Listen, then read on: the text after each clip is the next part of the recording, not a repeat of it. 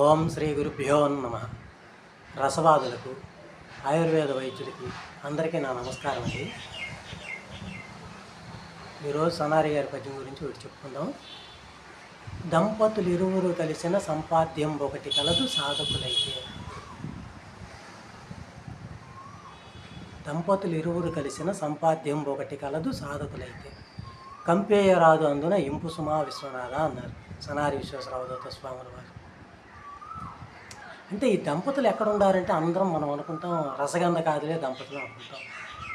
అయితే రసగంధ కాదులు కూడా దంపతులు అయి ఉండొచ్చు. ఎందుకంటే గంధకం విష్ణువు, రసం శివుడు అనుకుంటాం కాబట్టి అట్లా కూడా జరగవచ్చు. కాకపోతే ఈ రెండు కలిసినప్పుడు నలుపురు రాకూడదు. ఈ రెండు కలిపి మనం నూరినప్పుడు సహజంగా నల్లగా అయిపోయింది. కానీ నల్లగా అవ్వకూడదు, తెల్లగా అవ్వాలి. తెల్లగైనప్పుడు అది ఫలితాన్ని ఇస్తుంది.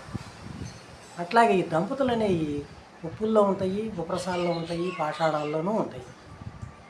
మనం అవకాశం ఎట్లా ఉంటే అక్కడ చూసుకొని కలుపుకుంటే మిగిలిన భూతాలన్నీ కలుస్తాయి. అట్లా కలుపుకొని ప్రయాణం చేయొచ్చు. పతులు అన్నాడు కదా అని చెప్పేసి ఇద్దరు మగోళ్ళే అని అనుకోబాకండి. ఎందుకంటే రసద్వయం అనగానే రసం రెండు కులాలని చెప్పేసి తక్కువ. రసద్వయం అంటే సూర్యుడు చంద్రుడు అని దాని అర్థం.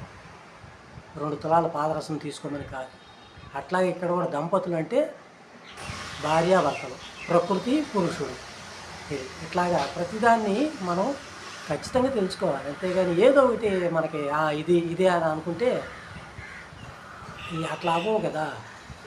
ఇప్పుడు ఏం చెప్తున్నారు, ఎంతోమంది చేస్తున్నారు మహానుభావులు. కానీ అది కాకపోవడానికి కారణం ఏంటంటే పంచీకరణ జరగట్లా. ఎక్కడా కూడా కట్లు కట్టేవాళ్ళు కడుతున్నారు, సింధూరాలు చేస్తున్నారు, సున్నాలు చేస్తున్నారు, అన్నీ చేస్తున్నారు. కానీ అవి పంచీకరణ కరెక్ట్గా జరగనప్పుడు అది మనకు పని చూపించదు. పంచీకరణ ఎప్పుడైతే కరెక్ట్గా జరుగుతుందో ఎవరు చేసినా అవుతుంది.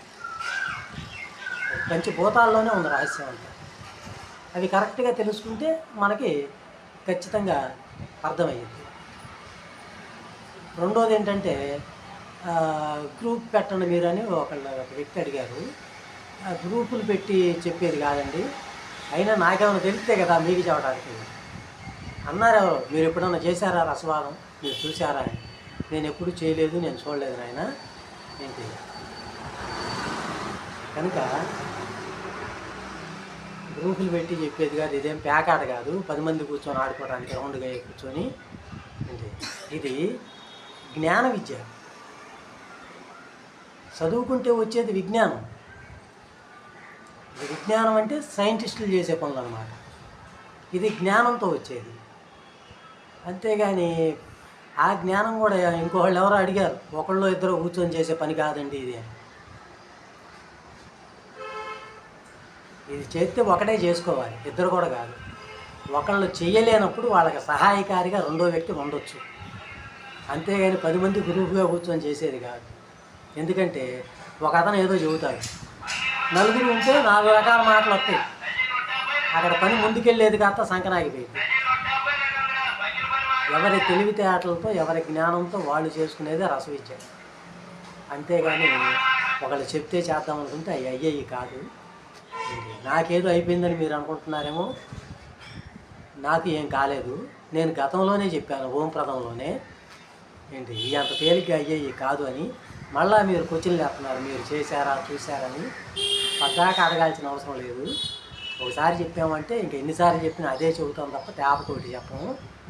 ఏంటి గ్రహించగలరని మనవి. నమస్కారం, సెలవు.